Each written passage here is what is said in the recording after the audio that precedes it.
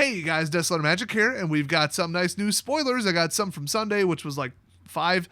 And then the pretty spicy ones from today, so let's start with the spiciest of them all, Nashi, Moon Sage's Scion. It's a double black, 3-cost, 3/2 legendary creature rat ninja with ninjutsu 4, keep that in mind, and whenever Nashi deals combat damage to a player, so you do have to actually hit them, exile the top card of each player's library. Now, what do they mean by each player in the context of multiplayer Commander? I would think that what they meant to imply was you and the person you hit. But they could literally mean each player, as in, I hit one player, everybody hand me a card. Now that said, no matter what it is, you can only choose one of them, and then you get to play it, not cast it, play it, so if it's a land, feel free. But they didn't give you the automatic mana fixing, which is how like every other card like this works. You have to pay life equal to its mana cost, instead of paying mana. So it's enough upsides and enough downsides that it's like, I hate stealer cards, but like, if you're gonna do it, this is how you do it. So actually kind of interesting, this is my favorite mythic out of the bunch by far, because the rest of the mythics were kind of snoozy, or like, yeah, I get it, it costs 6, or maybe you could pull it off, you know, which is probably what a lot of them should be. But like a 1, 2, or 3 cost mythic is usually like a lot more interesting. Usually in a bad way, but yeah, I actually kind of like this card. So next up, Moon Circuit Hacker, because they've jumped the shark and then come back around and jump the whale as well. It's a 2-cost 2/1 blue with ninjutsu 1 blue, and whenever it deals combat damage to a player, you may draw a card. If you do, discard a card unless Moon Circuit Hacker entered the battlefield this turn. So if you're a little sneaky boy, you just get the card, otherwise you gotta ditch one. So, I don't know, I never did like that effect, but this is kind of neat. I just hate ninjutsu, and I hate unblockable stuff, and I hate ninjas. I'm just never gonna like this mechanic. I don't care how cool the cards are. So next up, Awakened Awareness. It's a double blue plus X enchantment aura. Oh, this is gonna be good. Enchant artifact or creature, which seems to be a big theme, because vehicles, of course. And when it enters battlefield, put X/1/1 counters on enchanted permanent. As long as enchanted permanent is a creature, it has base power and toughness 1/1. Oh, it's autopilot plus. Okay. I think you could still crew it on top of that and get it back to what it, normally was. That's pretty wild. I will say though, I mean, 1 kill spell, you lose the aura and you lose the vehicle, so that was the problem with the last time they pushed vehicles hard, and I ended up with a parking lot full of nothing. Yeah, they've had autopilot enchantments before, they don't work. Next up, Prodigy's Prototype. It's 1 blue, 1 white, 1 generic for a 3/4 artifact vehicle, and whenever one or more vehicles you control attacks. I can't imagine why they didn't make that plural, but I mean, it wouldn't even be a release without a couple grammatical errors, and an Oracle Text Day 1 update, of course. Can't wait for that. But anyway, when one or more vehicles you control attacks, create a 1/1 colorless pilot creature token with this creature crews vehicles as though its power were 2 greater. Crew 2. Yeah, that whole crew but not really, because crew doesn't work. Just drop vehicles, how about that, Wizards, instead of trying to push it? If it's that broken and people hated it that much, just stop circling back to it. Stop printing vehicles. It's not that complicated. Next up, Historian's Wisdom. Enchantment aura, 3-cost green, and enchant artifact or creature. Whenever Historian's Wisdom enters the battlefield, if enchanted permanent is a creature with the greatest power among creatures on the battlefield, draw a card. As long as enchanted permanent is a creature, it gets +2/+1.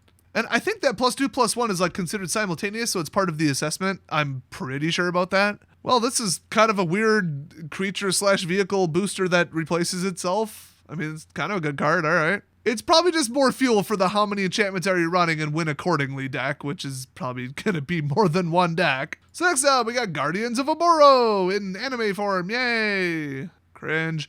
It's a 3-cost 3/4 in blue, Moonfolk Samurai Defender, and modified creatures you control can attack as though they didn't have Defender. Okay, do they even realize what they just did here? There are entire deck archetypes that have popped up once in a while when Wizards feels especially trolly towards the community. I call them wall flipper decks. I'm sure there's some other cutesy term, because there's cutesy little nicknames for everything in Magic, all of which I ignore. But yeah, you put out a bunch of walls, stall them out, and then make sure your walls can attack. Real simple. And I heard that it's not exactly tier 1, but not exactly unplayed in Modern.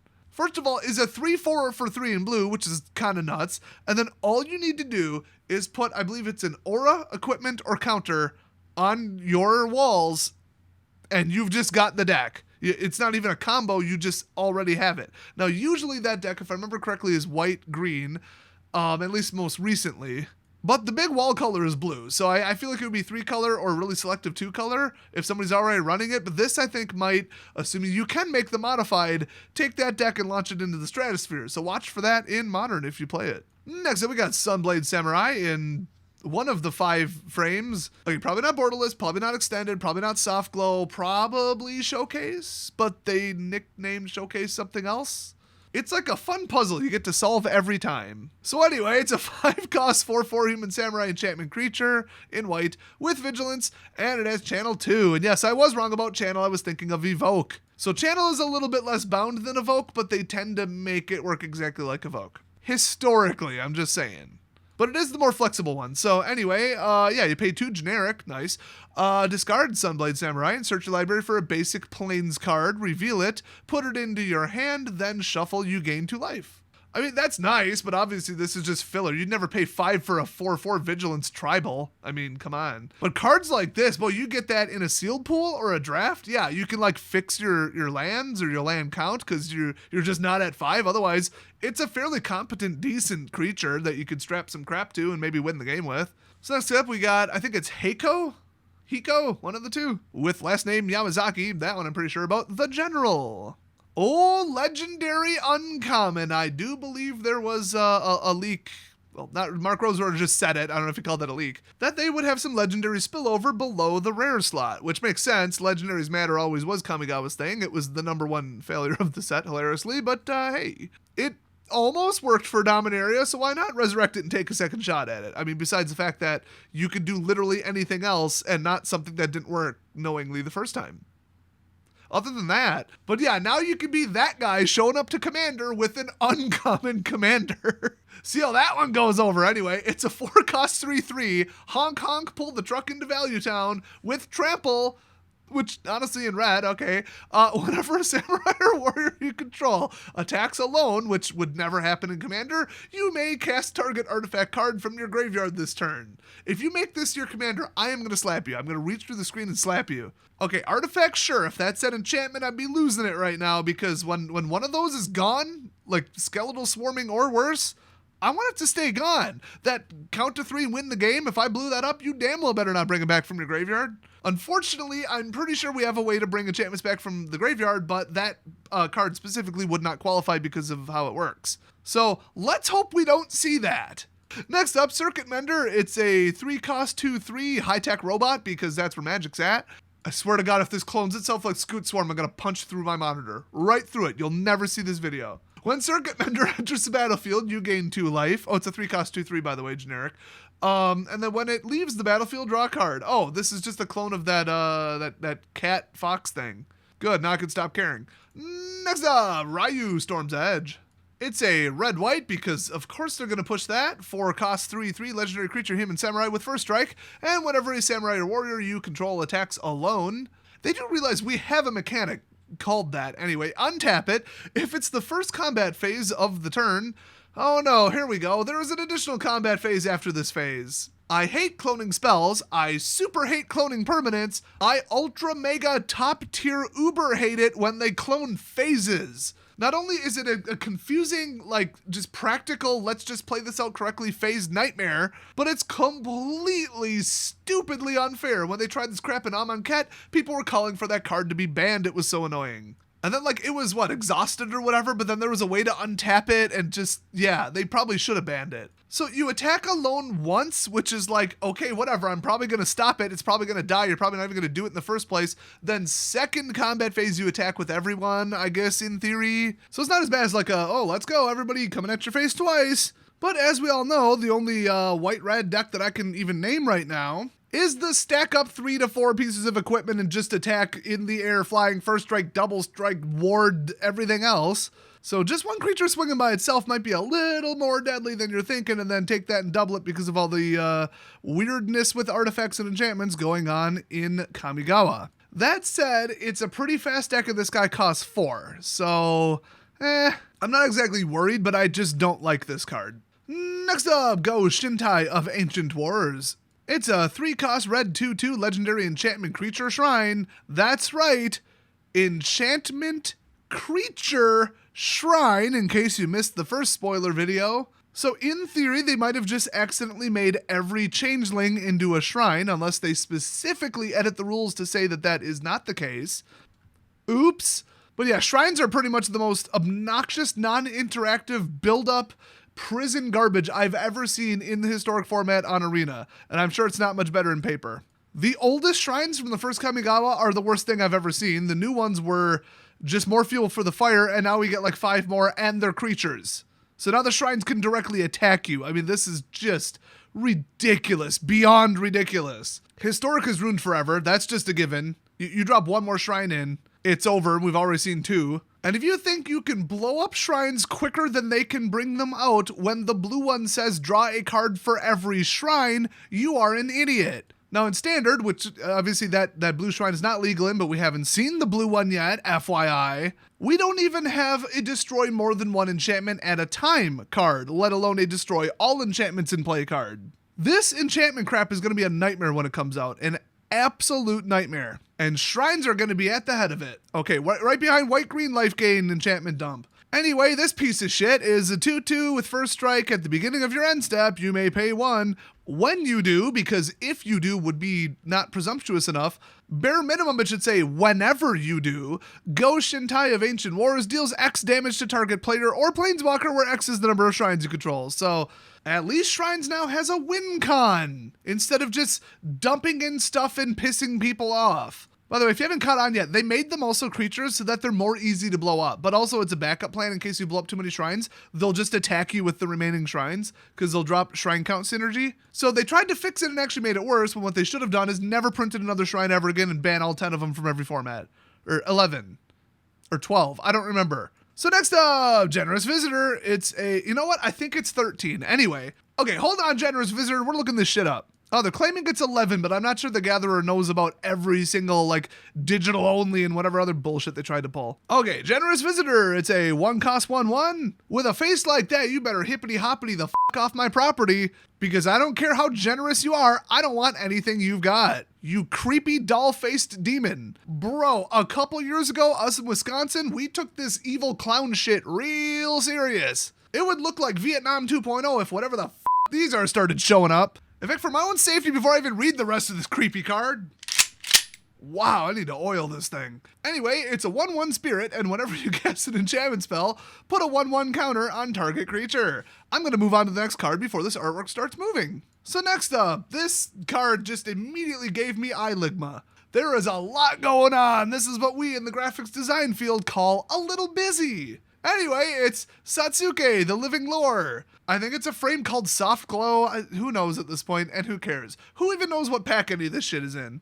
So it's a white-green, 1/3 legendary creature human druid, and you can tap it and put a lore counter on each saga you control. Activate only as a sorcery. Okay, I gotta go read how sagas work to know if you actually get the thing. Oh good, the standard reminder text for a saga doesn't specify. I'd have to read one of the 1, 2, 3, 4, 5, 6, 7, 8, 9, 10, 11 rulings. So I guess we'll never know if that means that the saga, like the next step goes off, or if you are just accelerating it. Either way, I hate this. Anyway, when Satsuke, the Living Lore, dies, choose up to 1. Option 1, return target saga or enchantment creature you control to its owner's hand, or 2, return target saga card from your graveyard to your hand. Oh good! I can't wait to see what people do with this. Next up, Peerless Samurai. It's a 3-cost red 2/3 human samurai with menace, and whenever a samurai or warrior you control attacks alone, the next spell you cast this turn costs 1 less to cast. Alright, I mean, it's a common, even they don't think it'll take off. I can't help but agree. So this is some German gibberish that apparently means striding skyscraper. Shout out to my fellow Germans in your prank of a language. So this is an 8/8 for 8 artifact creature construct, and striding skyscraper costs 1 less to cast for each modified creature you control, and it has trample, and it has hexproof as long as it's untapped. So this creature that costs 0 is impossible to remove and has trample, and every color can play it. F***ing wonderful. Yeah, that's not overpowered as shit. I'm sure that's not going to come back and bite you in the ass. This whole modified thing, they're taking it too far, and this is like the pinnacle of it. And then on top of it, not legendary, not rare. They thought this would just be a dumb gimmick. Maybe a draft card. Maybe somebody will drop it in for 6. People are going to drop this in for free. Now, if you already have 8 individual modified creatures in play, how did you do that? But there are cards that say, not even non-token, drop a counter on every single creature you own. And if I'm not mistaken, I could be. I know one of the colors is white. I think it's white-green. Just let that sink in for a second. You know, the modifying colors. It's timing sensitive. You're probably already going to win if you drop this in for any lower. But I also guarantee there's some dumb, gimmicky glass cannon bullshit way to drop this in, either for free from your graveyard because Wizards doesn't know what the hell they're doing lately, or just probably on turn 4. I don't think modifying creatures is as hard as they think it is.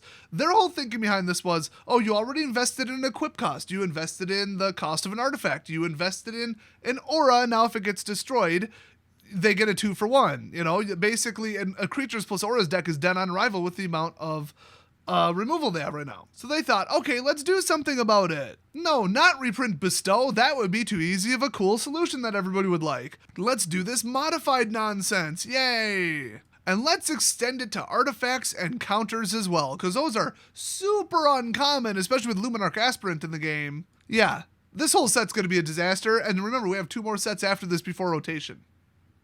Can't wait. So next up, Ottawara, Heavenly City. Thought it said Ottawa, but then it wouldn't say Heavenly City. So it's a legendary land, and there's speculation that since we haven't seen like a dual land yet, this is the land cycle for the set, which I would not mind that. Anyway, this is one of the channel lands. I think we've already seen 2 or 3 of them. I don't remember if it was a leak or a spoiler. At this point, what's the damn difference? But yeah, it's tap, add 1 blue. So it comes on tap, taps for blue. That's huge. And then channel 4, discard it, and return target artifact, creature, enchantment, or planeswalker to its owner's hand. This ability costs 1 less to activate for each legendary creature you control. So it's just a nice little option, just a nice little, oh, I have too many lands. Maybe I'll get, some value out of it instead of just dumping it into play and passing turn and hoping I pull something else, That's why I do like channel. I like channel, cycling, all that kind of, okay, it's not a good use of mana, but I literally have nothing better to do. What they need is more stuff like that. I think it's called like a loss refund system or something where it only benefits you if something bad happened. And then if something good is going on and the game's going on fine and you didn't just get board wiped or lose a creature, then you either can't use it or it's irrelevant. But then as soon as something bad happens, it helps you dig your way out of it a little bit for like way too much like desperation levels of mana. So yeah, we need more cards like this. I fully love these. So speaking of that, something that probably isn't that, we've got Inkrise Infiltrator, a 2-cost 1/2 flying human ninja. Oh really, we went with wings instead of jetpacks. Well, pump the brakes a little on the cyberpunk, I guess, as they have a levitating motorcycle. Anyway, if you pay 4, Inkrise Infiltrator gets +2/+2 till end of turn, in case I didn't mention it as flying. Yeah, this is kind of filler. I mean, cards like this are like, I'd never put it in constructed, but if I was trying to get ninjas going, it's in the air, and if you pay way the hell too much, it gets +2/+2. But, I mean, it should cost more. It's a recurring Mighty Leap for free, basically, almost. So, yeah, these cards do have a place, but people are like, oh, it's garbage. It's terrible. Why'd they even print this? For draft and for sealed. Like, half the cards in the set are not filler, but, like, draft filler. There's a difference. And it's usually the main tribal fill-up, in case you haven't seen the pattern. Just a little something to think about there. So, next up, Mech Titan Core. We have this, but we don't have jetpacks. Gotta use wings.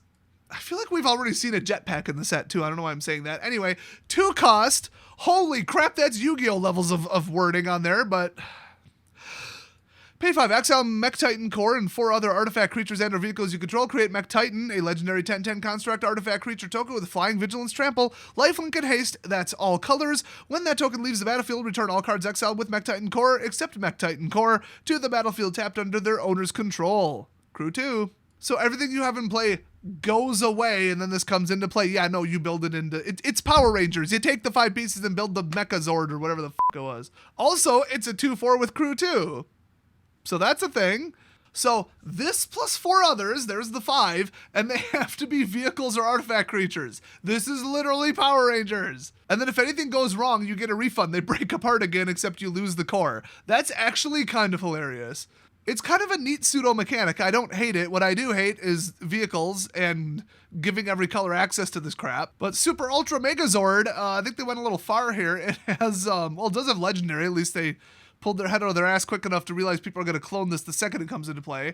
But yeah, it has flying, vigilance, trample, and lifelink, and haste. I feel like maybe, I mean, give it haste, sure, because the parts have been in play long enough, I would assume, most likely. But lifelink, really, you had to go that far? Or like flying, maybe take off trample. I feel like one of those three should have, gone off because there's like zero risk, Like I said, if it dies or anything happens to it, you bring back the pieces. No, they lose any counters, auras, anything, so this is the wrong set to put this in, but yeah, I think they went a little far with this. I will say, 2-cost white spell passivism, you are screwed, because it didn't technically leave play, but also you ain't getting no refund. So next up, Born to Drive. This looks identical to a Kaladesh card that I think was named similarly. That can't be an accident. Anyway, it's a 3-cost white enchantment aura. Enchant artifact or creature. As long as enchanted permanent is a creature, it gets +1/+1 for each creature and or vehicle you control. There you go. And then channel 3, discard Born to Drive. Create 2 1/1 colorless pilot creature tokens with this creature cruise vehicles as though its power were 2 greater, which is ridiculous. It's just a scam to sell this set to Commander players who run vehicles because they, hate themselves and everybody around them, I guess. I guess that's what would lead somebody to play vehicles in Commander. So +1/+1 for every creature or vehicle you control with the ability to bring out pilots when you're probably already playing a pilots and vehicles deck. Yeah, kinda nuts. And the fact that you can put it on the vehicle before it even gets crewed, yeah, kinda nuts. Kinda. Next up, another Invoke card. This one is quad white +1. Sorcery rare, of course, it's part of Cycle. And return target permanent card from your graveyard to the battlefield. Then distribute 4 1/1 counters among any number of creatures and or vehicles target player controls. Don't know why they had to go with target player, but okay. That extra click is actually gonna kind of be annoying on Arena. So this is any permanent card from your graveyard to the battlefield with no limit, but you're paying 5 mana and 4 of it is white. Like at that point, within reason, within standard, what are you actually bringing back? You know what I mean? Like a 6-cost, a 7-cost, Now, outside of standard, but I mean, quad white, ouch. Almost an automatic include in a mono white Commander deck.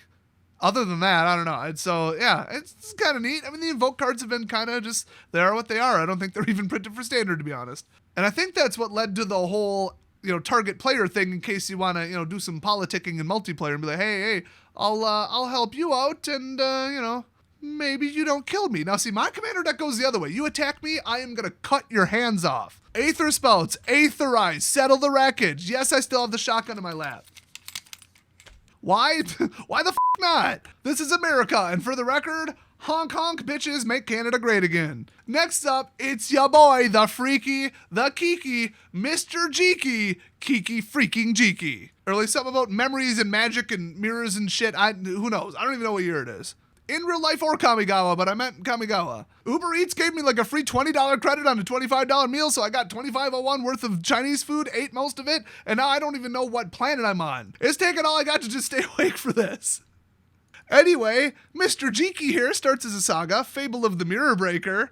I hate to ruin the ending of the Fable, but Splinter Twin got banned.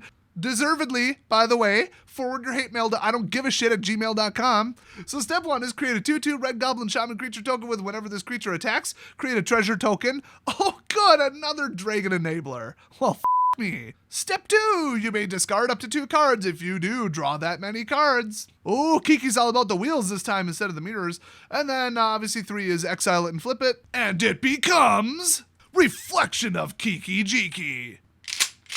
If you think I'm putting in stock sound effects, first of all, I ain't got the budget for that, and secondly, you clearly don't know me very well. Anyway, he's a 2/2 enchantment creature goblin shaman, and if you pay 1 and tap him, create a token that's a copy of another target non-legendary creature you control, accepted as haste, but then sack it at the beginning of your next end step. So, I mean, whatever it is, you had to get it out in the first place. So in theory, you paid for the first one, so now you just get one more, but it's not persistent. I mean, hate to sound like a broken record, but if you're going to do cloning, I don't really agree with it, but this is how you do it. I would have maybe said like red creature to limit it a little bit more, but all right. At least the Saga Accelerator isn't in red. Doesn't mean nobody will mix those 3, but for just this combo, they wouldn't. Now, red-green werewolves running this shit, oh my god, but that deck's so fast I almost wouldn't even bother, you know what I mean? But that hexproof bitch, you sit there and clone her, but it's it's not persistent. You don't really clone it, but if it's a booster, if it gives all of your guys hexproof, or all your creatures get +1/+1, well, okay, that probably is worth keeping till end of turn. So, interesting card, that's for darn sure. Next up, we got Echo of Death's Whale, not wall, whale. I mean, it's Magic. Death probably has a wall, a whale, and a whale with an H. Oh my god, I'm on the wrong side of the card. You know what, I'm leaving it in. Tribute to Hirobi, it's a saga. It's 2 cost, and step 1 and 2 are each opponent creates a 1/1 black rat rogue creature token. So handing tokens to your opponent, it's gonna get real. So then you exile it, flip it, and it's a 3/3 enchantment creature spirit with flying and haste and Cthulhu apparently. And when Echo of Death's Whale enters the battlefield, gain control of all rat tokens. Ooh. Whenever Echo of Death's Whale attacks, you may sacrifice another creature. If you do, draw a card. Boy, this is one of the more unusual cards I've seen, that's for sure. I mean, flying and haste in black, and then it's not that hard to survive a bunch of black rats, but like black's defense is, -1 sweep them or kill them all. Which in theory you wouldn't want to do, but then again, like, why are you, dancing around and taking damage just to steal a handful of 1/1s? So like, I think that's kind of like the side thing. I don't know. This is, like, what other rats are you taking? Like, why would you even play this? I don't even get this. I mean, I get it. There's a ton of rat ninjas and shit. This is probably going to be like a bomb-ass card in draft, except it won't be because it's a rare, so you won't draft it. Every pack has, what, a 1 in 54 shot of getting this loosely? And then on top of it, now the back of the card is number 462 because it's extended. The front of the card is also 462, but it's not extended. So like, how's that work? Now, whatever. Next up, we got Hidetsugo Consumes All. Haha, as did I when I got my Chinese food. So this is a Mythic Saga, another flippy boy, and it's a 3 cost black, red, +1 generic, of course. So +1, destroy, or not +1, stage 1, or Saga 1, Part 1, Chapter 1. Is it chapter? I think it's chapters. Whatever. Destroy each non-land permanent with a mana value of 1 or less. I don't mind that. If you're running some degenerate swarm token shit, you deserve this, and more. Number 2, exile all graveyards. Okay, I don't mind that. I'm kind of liking this, actually. And then flip it. Okay, I haven't seen the other side yet. Vessel of the All-Consuming. So it's a 3/3 with trample, and when Vessel of the All-Consuming deals damage, put a 1/1 counter on it, and then it's considered modified. Yay. Whenever Vessel of the All-Consuming deals damage to a player, if it is, oh, here we go. If it is dealt 10 or more damage to that player this turn, they lose the game. Oh, you're stupid Mark Rosewater ass. I'm actually not reviewing the card. That's what it says on the flavor text. We have enough alt-win cons with that white unstoppable flippy piece of shit. We don't need this on top of it. We really don't. As far as I know, it's considered the same permanent, so it effectively has haste. So it's 1/2 swing at you. So if you can, that turn that it flips, strap a boost spell to it, artifact, enchantment, or whatever, and get it to 10, you just win. So basically, count to 3 and win, just like the other shit that they had. I guess they think that that's so much more fair than Approach of the Second Sun, which was pretty much also just count to 3 and win. They never learn with this alt-win con bullshit. And I am sick of this garbage. So moving on from this game-ruining disaster that we get to, let's see, have fun with until I believe 2024? No, not quite. Q3 of 2023, that'll be in the game. Great. So we got Brilliant Restoration. It's a 7 cost quad white. What the f are they thinking? Sorcery that says return all artifact and enchantment cards from your graveyard to the battlefield. Oh, fan-f-tastic. F you too. You ever notice that they try to go like 3 days making people almost excited about the set? And then the spoilers, they start showing off the stuff that's really just gonna ruin the game? Like, they've done that for like the last year. You never see the legitimately game-ruining broken shit that people are gonna across the board universally revile until like the 4th day of spoilers. So moving on from that inexcusable pile of shit, we've got Reality Heist. It's a 7 cost blue instant. God only knows what this means for the storyline that I'm probably not gonna read now, and this spell costs 1 less to cast for each artifact you control. Oh, great. Affinity, love it. Yeah, I could have sworn we already have a word for that, but they don't want to use it because they know everybody hates it. So look at the top 7 cards of your library. You may reveal up to 2 artifact cards from among them and put them into your hand. Specifically, do not go get a turns card, f you. Put the rest on the bottom of your library in a random order. Wow, I didn't think they needed to state that twice, but they really want to outline that this time specifically, you can't go get a turns card with it. Yes, there is still a turns card legal in the game. No, All Runes wasn't the only one. Oh, and it looks like from the art and the flavor text, he stole the jellyfish chip, the reality world chip, whatever the f it is. I hope their entire society installs Windows 8 and dies. Next up, Norika Yamazaki, the poet. It's a 3/2 in white for 3 with vigilance. It's a legendary creature, human samurai, of course, and whenever it attacks alone, or a samurai warrior, you know how it works at this point, they didn't feel like naming it for some reason, you may cast target enchantment card from your graveyard this turn. Oh, good. You remember when I said that they better not let people just grab enchantments out of their graveyard and throw them straight into play? This lets you do it for 0 mana on a recurring basis. Oh, fan-fucking-tastic. This set is going to ruin the game harder than Eldraine. It's going to ruin it worse than Companion did. It's going to ruin it worse than any set we've ever seen. This went from, oh, look, they powered down standard to, what the hell were they thinking? The multicolored graveyard recursion alone. It is disgusting in this set. So moving on, as if I give a the restoration of Aiganjo. Should have left it broken. Let's see. Search your library for a basic Plains card, reveal it, put it in your hand, then shuffle. Number 2, you may discard a card. When you do, return target permanent card with mana value 2 or less from your graveyard to the battlefield tapped.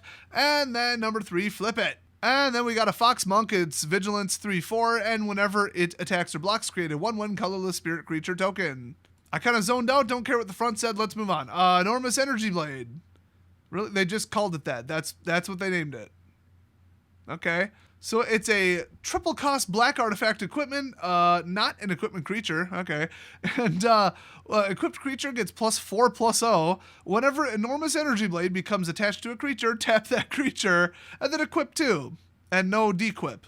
Okay, that's weird and random. Well, next up we got Light the Way. It's a 1-cost white instant. Choose 1, put a 1/1 counter on target creature or vehicle, untap it, or return target permanent you control to its owner's hand. So it's a blue spell and a boost spell for 1 in white.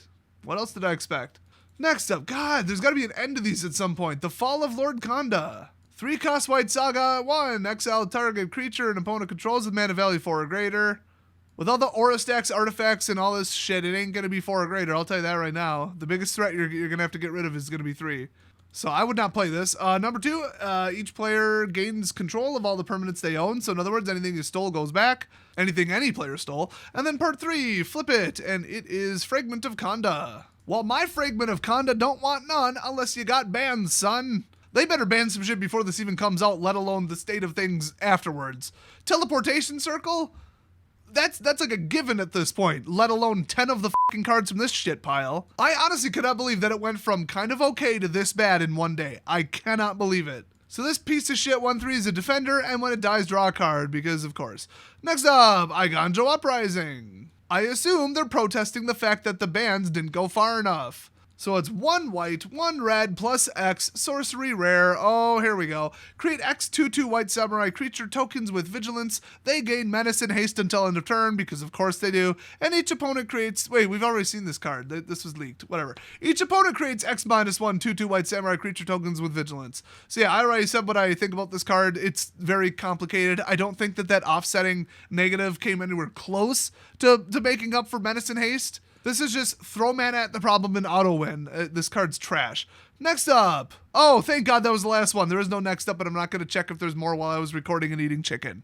I'm getting the fuck out of here. I suggest you do the same. In fact, EST Emergency Survival Tips channel's still blowing up. I'm getting like, oh God, I think like 500 subs a month or something on that thing. It's nuts. Some of my videos are just 45-degree up angle on the view graph, man, and I haven't uploaded shit to there in a while. But as soon as it's a little bit colder out, actually, I'm going to be filming another set of videos for that channel. Been a little too busy doing all the year-end tax crap and some other odd jobs and work because YouTube doesn't pay shit in January and February. So if you want to help me out, Patreon's out there.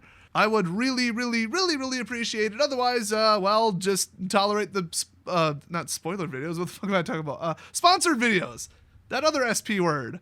I'm a little f***ed in the head today. Too much orange chicken. But yeah, by the way, even though it's a new year, you won't be hearing about last year's sponsor because they decided to put my full f***ing name in the f***ing referral code. F*** you, idiots. I still like them as a company, though, so I won't actually name them. But those of you who've been around long enough know exactly what I'm talking about. So you won't be hearing about them probably ever again, which is a shame because their products were free. Whatever. Anyway, also, I'm going to be live streaming more because I should be able to re-get my mythic rank in about 3 days now that they banned the turns deck. But didn't ban my deck? Oops. And Wizards actually changed the formal rules of the game. It now reads, once you get to Mythic ranking on Arena, you are disallowed from giving a shit anymore. Just play whatever the you want to troll people, which is what we finally actually got working in the last live stream. I streamed for almost 5 hours because we were just having an absolute blast after the first hour was a complete shit show. But you start dipping down into the low 80s on Mythic, boy, you get just people who are just playing for fun. They don't even give a shit. So that's good news, and speaking of something totally unrelated, and this isn't a segue in any way, Justin Trudeau allegedly just tested positive for COVID. That's a shame. Well, anyway, Hong Kong, Canada, and I'll see you guys next video.